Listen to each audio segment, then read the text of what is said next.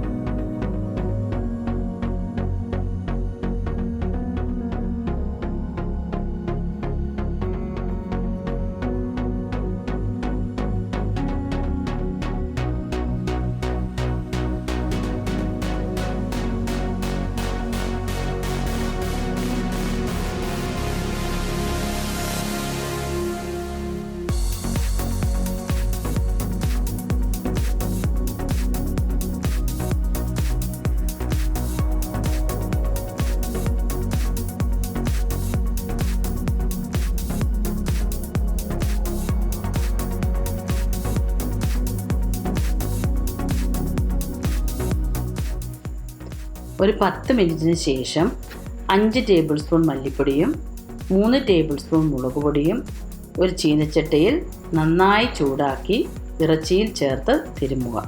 ഇതിൻ്റെ പച്ചമണം മാറുന്നത് വരെ വേണം ഇത് നന്നായി ചൂടാക്കണം. ഇതിങ്ങനെ ചൂടാക്കി ചേർത്ത് കഴിഞ്ഞാൽ വളരെ സ്വാദാണ് ഇറച്ചിക്ക്. അതിനുശേഷം ഇത് അരമണിക്കൂർ നേരം മാറ്റി വയ്ക്കുക.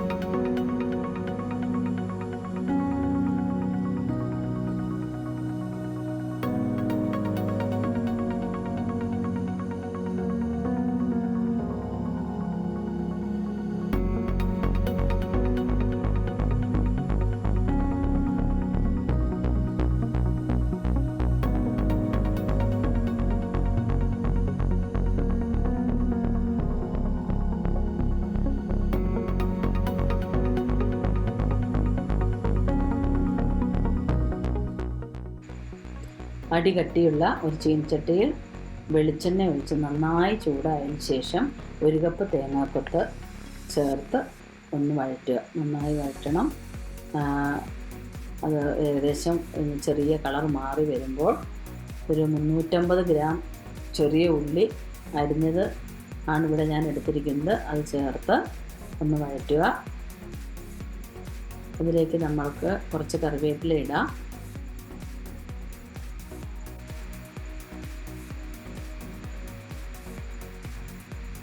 അതിലേക്ക് കുറച്ച് ഉപ്പ് ചേർക്കാം. നമുക്ക് ഇറച്ചിയിൽ നമ്മൾ ഉപ്പ് ചേർത്തിട്ടുണ്ട്, അതുകൊണ്ട് ഉള്ളിക്ക് പാകത്തിനുള്ള ഉപ്പ് മാത്രം ഇതിൽ ചേർത്താൽ മതി. അതിനുശേഷം വീണ്ടും നന്നായി വഴറ്റുക.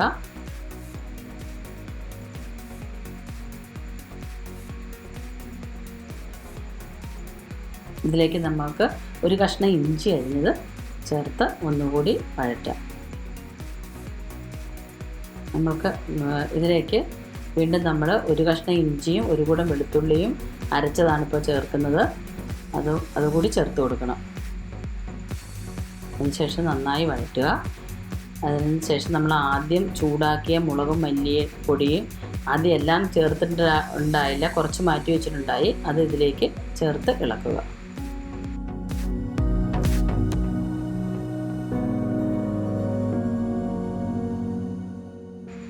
ഇനി നമുക്ക് നമ്മൾ പുരട്ടി വെച്ചിരിക്കുന്ന പോത്തിറച്ചി ഇതിലേക്ക് ഇട്ട് കൊടുക്കുക. ഇത് ഞങ്ങൾ കുക്കറിലൊന്നും അല്ല വേവിക്കുന്നത്. ഇത് നല്ല ചെറിയ മാടിൻ്റെ ഇറച്ചി ആയതുകൊണ്ട് നമ്മൾ ഡയറക്റ്റ് ചീനച്ചട്ടിയിൽ തന്നെയാണ് വേവിക്കാൻ പോകുന്നത്. അധികം വേവൊന്നും ഇല്ലാത്ത ഇറച്ചിയാണ്, അതുകൊണ്ട് കുക്കർ ഉപയോഗിക്കുന്നില്ല. നമ്മളിതിലേക്ക് ഒരു തുള്ളി വെള്ളം പോലും ഒഴിക്കുകയില്ല. ഇതിനകത്ത് തന്നെ, ഈ ഇറച്ചിയിൽ നിന്ന് തന്നെ ഇപ്പം നിങ്ങൾക്ക് കാണാം വെള്ളം ഇറങ്ങുന്നതായിരിക്കും. ഉപ്പ് പുരട്ടി വെച്ചേക്കുന്നതാണ് നമ്മളിത്. അതുകൊണ്ട് ഇത് കുറച്ച് കഴിയുമ്പം ചൂടായി കഴിയുമ്പോൾ ഇതിൽ നിന്ന് തന്നെ വെള്ളം ഇറങ്ങും. ആ വെള്ളം കൊണ്ട് തന്നെയാണിത് വേകാൻ പോകുന്നത്.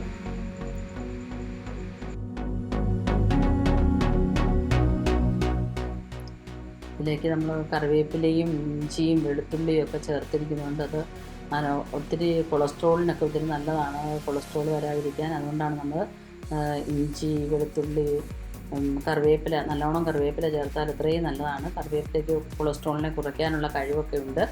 അതുകൊണ്ട് എല്ലാവരും അത് നന്നായി ചേർക്കണം. ചേർത്ത് അതിൻ്റെ ആ ഫ്ലേവറും നല്ലതാണ്. ഇറച്ചി വെന്ത് കഴിയുമ്പോൾ കറിവേപ്പിലയുടെയൊക്കെ ഉള്ളൊരു ടേസ്റ്റ് വരുന്നത് വളരെ നന്നായിരിക്കും. അതിനുശേഷം ഇത് നമുക്ക് നന്നായി ഇളക്കി തട്ടിക്കുത്തി ഒന്ന് അടച്ചു വയ്ക്കും.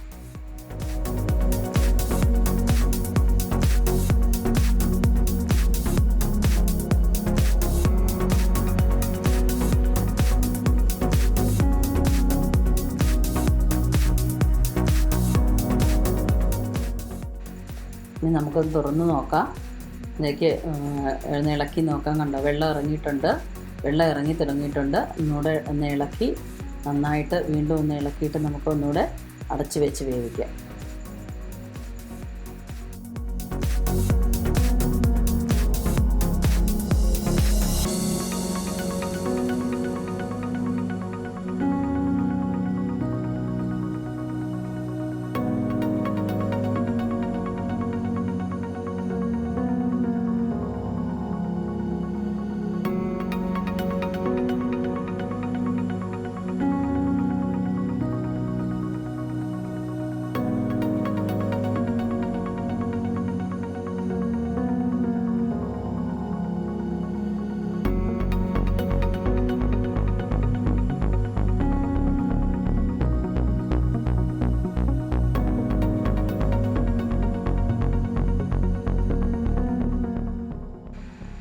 ഏകദേശം 10 മിനിറ്റ് കഴിഞ്ഞിട്ടുണ്ട്. ഇപ്പം നോക്കി നന്നായിട്ട് ഇറച്ചിയിൽ നിന്ന് വെള്ളമെല്ലാം പുറത്ത് വന്നിട്ടുണ്ട്. ഇനി ഈ വെള്ളത്തിൽ കിടന്ന് ഇത് നന്നായിട്ട് ഒന്നുകൂടി വേവണം. ഈ വെള്ളം എല്ലാം വറ്റി കഴിയുമ്പോഴത്തേക്കും ഇത് നന്നായിട്ട് വെന്തിരിക്കും.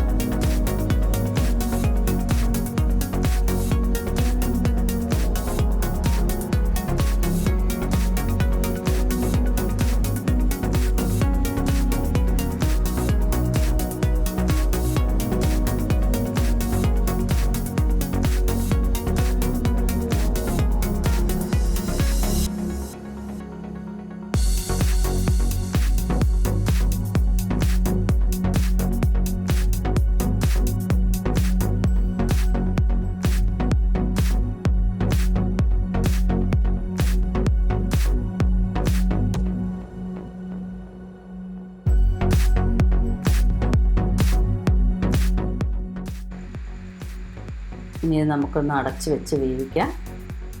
ഇതിലേക്ക് നമുക്ക് 2-3 തണ്ട് കറിവേപ്പിലയും കൂടെ ചേർത്ത് കൊടുക്കാം. അപ്പോൾ കറിവേപ്പിലയുടെ നല്ല ഫ്ലേവർ കിട്ടും തുറക്കുമ്പോൾ. അതിനായിട്ട് നമ്മൾ കറിവേപ്പിലയും കൂടെ ചേർത്ത് വീണ്ടും ഇത് അടച്ച് വേവിക്കുകയാണ്. എന്നെ നോക്കി ഏകദേശം വെള്ളമെല്ലാം വറ്റി, വെള്ളമൊക്കെ വറ്റി തുടങ്ങിയിട്ടുണ്ട്. ഇറച്ചി വേവായിട്ടുണ്ട്. നന്നായിട്ട് ഇളക്കി യോജിപ്പിച്ച് വെള്ളം നന്നായിട്ട് വറ്റിക്കുക.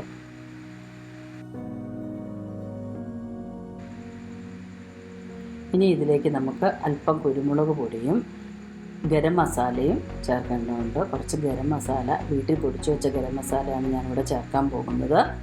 നല്ല ഫ്ലേവറുണ്ട്. വീട്ടിൽ പൊടിച്ചു വെച്ചിരിക്കുന്നതായതുകൊണ്ട് നല്ല മണമുള്ള ഗരം മസാലയാണ് ഞാനിവിടെ ചേർക്കുന്നത്. അതിവിടെ ചേർത്ത് ഇറച്ചി നന്നായി യോജിപ്പിച്ച് ഒന്നുകൂടി ഇളക്കി നന്നായി യോജിപ്പിച്ച് നമുക്ക് വാങ്ങി വയ്ക്കാം.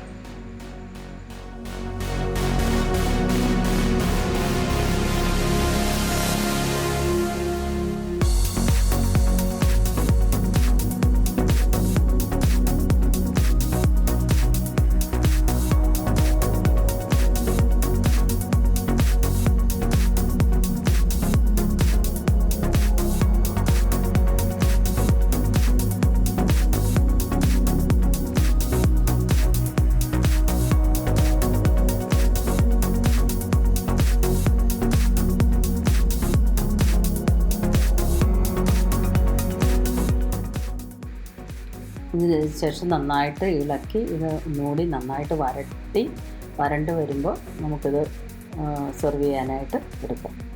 ഇപ്പോൾ വരണ്ട് വന്നിട്ടുണ്ട്, നമ്മളിത് സെർവ് ചെയ്യാനായിട്ട് എടുക്കുകയാണ്. നിങ്ങൾക്ക് എല്ലാവർക്കും ഈ വീഡിയോ ഇഷ്ടപ്പെട്ടെങ്കിൽ ഇത് ലൈക്ക് ചെയ്യണം, ഷെയർ ചെയ്യണം. നിങ്ങളെല്ലാവരും ഇതൊന്ന് ട്രൈ ചെയ്ത് നോക്കണം. ഈ നാടൻ രീതിയിലുള്ള ബീഫ് കറി എല്ലാവർക്കും ഇഷ്ടമാകുമെന്ന് ഞാൻ വിശ്വസിക്കുന്നു. വീണ്ടും കാണുന്നതുവരെ എല്ലാവർക്കും നന്ദി.